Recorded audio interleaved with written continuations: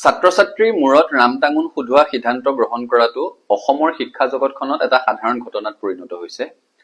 এতিয়া শেহতীয়াকৈ এনেকুৱা মাধমাৰৰ বলি হোৱা ছাত্ৰ-ছাত্ৰী হৈছে bachelor of veterinary science and animal husbandry আৰু বেচেলৰ অফ ফিচাৰী সায়েন্স এই দুটা পাঠ্যক্ৰম অধ্যয়ন কৰিম বুলি ভাবি থকা ছাত্ৰ-ছাত্ৰীসকল।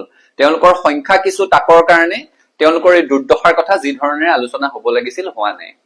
পূৰ্বতে BVSC আৰু BFSC এই দুটা পাঠ্যক্ৰমত অধ্যয়নৰ বাবে আসাম এগ্ৰিকালচাৰেল ইউনিভাৰ্চিটিৰ অধীনত এটা কমন এন্ট্ৰেন্স টেষ্ট হৈছিল আৰু সেই প্ৰৱেশিকা পৰীক্ষাৰ আধাৰত নামভৰ্তি হৈছিল। এইবাৰ Assam veterinary and fisheries university হ'ল। ছাত্ৰ-ছাত্ৰীসকলে ভাবি আছিল হয় কমন এন্ট্ৰেন্স টেষ্ট হ'ব বা নতুন বিশ্ববিদ্যালয়ে নতুন এক প্ৰৱেশিকা পৰীক্ষাৰ আয়োজন কৰিব।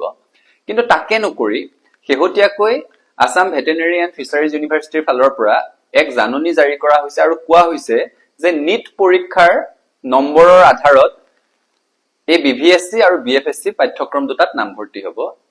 এই জাননী জাৰি কৰাৰ লগে লগে অসংখ্য ছাত্ৰ-ছাত্ৰীৰ জীৱনলৈ অন্ধকাৰ নামি আহিছে। কাৰণ জাননীখন জাৰি কৰা হৈছে এনেকুৱা এটা সময়ত যেতিয়া নিটৰ কাৰণে আবেদন পত্ৰ দাখিলৰ শেষ তাৰিখ উকলি যোৱাৰো এমাহ সময় পাৰ হৈ গৈছে আৰু নিট পৰীক্ষা হ'বলৈ মাত্ৰ 5 দিন বাকী আছে। তেনে প্ৰেক্ষাপটত যিসকল ছাত্ৰ-ছাত্ৰীয়ে নিটৰ কাৰণে আবেদন কৰা নাছিল তেওঁলোক এই পৰীক্ষাৰ পৰা বঞ্চিত হ'ল। যিসকল ছাত্ৰ-ছাত্ৰীয়ে আবেদন কৰিছিল কিন্তু নিটতকৈ বেছি সুকীয়াকৈ এটা এন্ট্ৰেন্স হ'ব বুলি প্ৰস্তুতি চলাই আছিল তেওঁলোকৰ জীৱনলৈও অন্ধকাৰ নামি আহিছে। এই কথা কোনো কাৰণত গ্ৰহণযোগ্য নহয় আৰু এই ধৰণেৰে নাভূত নাশ্ৰুত সিদ্ধান্ত গ্ৰহণ কৰি ছাত্ৰ-ছাত্ৰীসকলৰ জীৱনলৈ অন্ধকাৰ নমাই অনা কথাটো ছাত্ৰ সন্থাই কোনো কাৰণত মানি নলয়। যোৱা দিনকেইটাত BVSC আৰু BFSC পাঠ্যক্ৰম অধ্যয়ন কৰিব বিচৰা অসংখ্য ছাত্ৰ-ছাত্ৰীয়ে আমাক যোগাযোগ কৰিছে। তেওঁলোকে আমাক জনাইছে যে তেওঁলোকে বিশ্ববিদ্যালয়ৰ প্ৰশাসনৰ সৈতেও যোগাযোগ কৰিছে কিন্তু কোনো ধৰণৰ ইতিবাচক সঁহাৰি পোৱা নাই। আজি সদৌ অসম ছাত্ৰ সন্থাৰ এটি সজাতি দল আসাম ভেটেৰিনেৰী এণ্ড ফিচাৰিজ ইউনিভাৰ্চিটিৰ প্ৰশাসনৰ লগত আমি আলোচনাত মিলিত হৈছো আৰু তেওঁলোকে ছাত্ৰ সন্থাৰ দাবীক ইতিবাচকভাৱে গ্ৰহণ কৰিছে আৰু ইতিবাচক পদক্ষেপ গ্ৰহণ কৰিব বুলি আমাক আশ্বাস প্ৰদান কৰিছে। আমাৰ স্পষ্ট কথা যে আপোনালোকে নিটৰ জৰিয়তে পাতিব বিচাৰে বেলেগ কিবা প্ৰক্ৰিয়াৰে পাতিব বিচাৰে পাতক, যিমান মানসম্পন্ন পৰীক্ষা অনুষ্ঠিত কৰিব পাৰে কৰক, কিন্তু তাৰ কাৰণে পৰ্যাপ্ত প্ৰস্তুতিৰ সময় দিয়ক।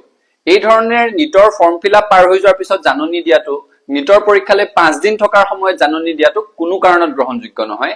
সেইকাৰণে অহা বছৰৰ পৰা তেওঁলোকে নিটৰ আধাৰত যদি কৰিব বিচাৰে আমাৰ আপত্তি নাই, কিন্তু এই বৰ্ষৰ বাবে যিসকল ছাত্ৰ-ছাত্ৰীয়ে নিটৰ কাৰণে আবেদন কৰা নাই, যিসকল ছাত্ৰ-ছাত্ৰীয়ে এটা সুকীয়া প্ৰৱেশিকা পৰীক্ষা হ'ব বুলি বা কমন এন্ট্ৰেন্স টেষ্টৰ জৰিয়তে নামভৰ্তি হ'ব বুলি আশা প্ৰকাশ কৰি প্ৰস্তুতি চলাই আছিল তেওঁলোকৰ মুখলৈ চাই শৈক্ষিক সিদ্ধান্ত হ'ব লাগিব আৰু তেওঁলোকৰ জীৱনলৈ অন্ধকাৰ নামি অহা সিদ্ধান্ত যাতে গ্ৰহণ নকৰে তাৰ কাৰণে আমি দাবী জনাইছো।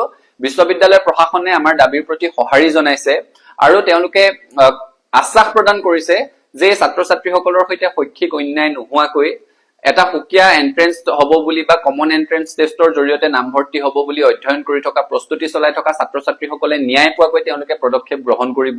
ছাত্ৰ সন্থাই এই গোটেই বিষয়টোত আমি চোকা দৃষ্টি ৰাখিম আৰু প্ৰৱেশ পৰীক্ষাৰ বাবে প্ৰস্তুতি চলাই থকা ছাত্ৰ-ছাত্ৰীসকলকো আমি অনুৰোধ জনাইছো যে আপোনালোকেও বিষয়টোত নজৰ ৰাখক।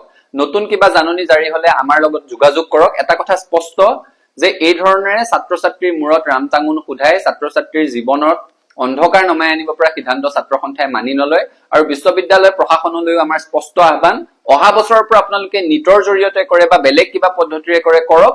এই বছৰ এইসকল ছাত্ৰ-ছাত্ৰীৰ প্ৰতি শৈক্ষিক অন্যায় নোহোৱাকৈ ইতিবাচক সিদ্ধান্ত গ্ৰহণ কৰক।